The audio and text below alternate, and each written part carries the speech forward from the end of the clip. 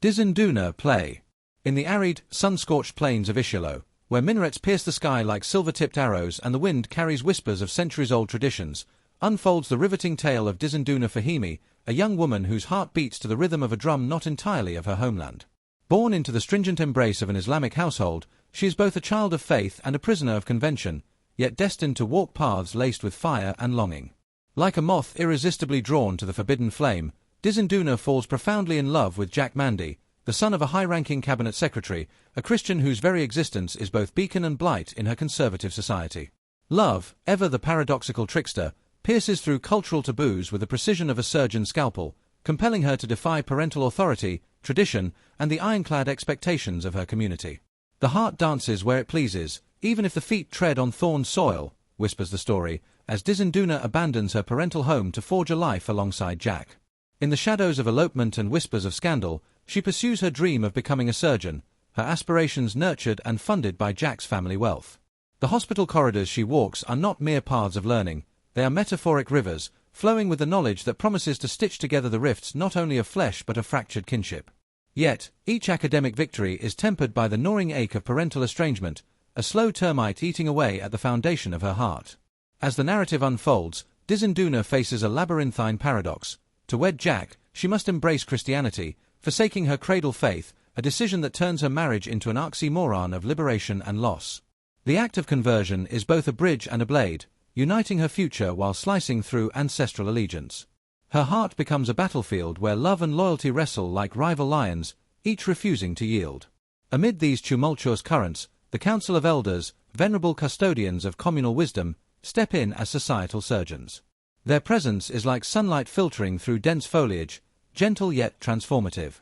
Through proverbs sharper than spears, reasoned counsel, and ceremonial symbolism, they stitch together the torn fabric of family and tradition. A house divided may sway in the storm, but a tree with two roots drinks deeper from the same river, they murmur, turning admonishment into guidance. The climax approaches with the wedding day, a tapestry of rituals blending Islamic and Christian customs. Lanterns sway like celestial witnesses, while floral garlands scatter fragrances of forgiveness and hope. Dizinduna and Jack exchange vows not as mere words, but as living oaths, promises forged in courage, tempered by patience, and illuminated by reconciliation. Their union becomes symbolic of rivers converging without quarrel, of two worlds meeting and flowing in harmony. The celebration that follows is a symphony of jubilant paradoxes, joy tempered by reflection, ceremony laced with rebellion, tradition entwined with innovation.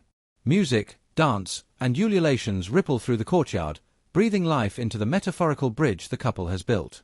Even the once reluctant mother, Mama Husna, now radiates reluctant pride, her disapproval softened into a silent blessing. Every drumbeat, every clapping hand, every jubilant cry becomes a testament to the resilience of love, the elasticity of human spirit, and the power of forgiveness. Dizinduna is more than a love story. It is a kaleidoscope of human emotions and societal tension. It is the portrait of a daughter navigating the labyrinth of faith, tradition, and autonomy. It is the dance of paradoxes, where rebellion becomes reverence, estrangement breeds understanding, and fear transforms into hope. Love is both sword and salve, courage both cloak and key, and forgiveness the ultimate scalpel, stitching together wounds seen and unseen. Through every trial, elopement, confrontation, and reconciliation, the play affirms that the human heart, though tempted by shadows, ultimately seeks light. That reconciliation, though wrought with difficulty, can mend the deepest ruptures. And that love, when guided by wisdom and tempered by respect, is not merely a personal triumph, it is a communal victory, a living allegory of harmony between tradition and choice, between duty and desire, between the past and the ever-unfolding future. In the end, Dizinduna is neither merely a bride nor merely a rebel.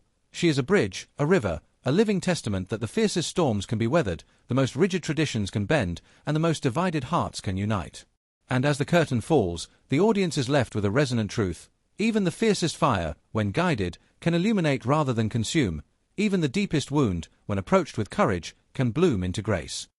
About the author. ELEGWAH'S, a polymath of letters whose craft has been honed on the whetstone of pedagogy and the crucible of literature, stands as a titan of contemporary Kenyan fiction. 4 decades, he has navigated the treacherous currents of social justice and the hallowed landscapes of cultural heritage with a steady hand. His narratives, stitched with the intricate threads of native wisdom and the universal echoes of the human condition, resonate far beyond geographical boundaries. This literary colossus, ELEGWAH'S, will unveil Dizenduna, Play to the World in August 2026, a work poised to take its rightful seat at the global table of contemporary literature.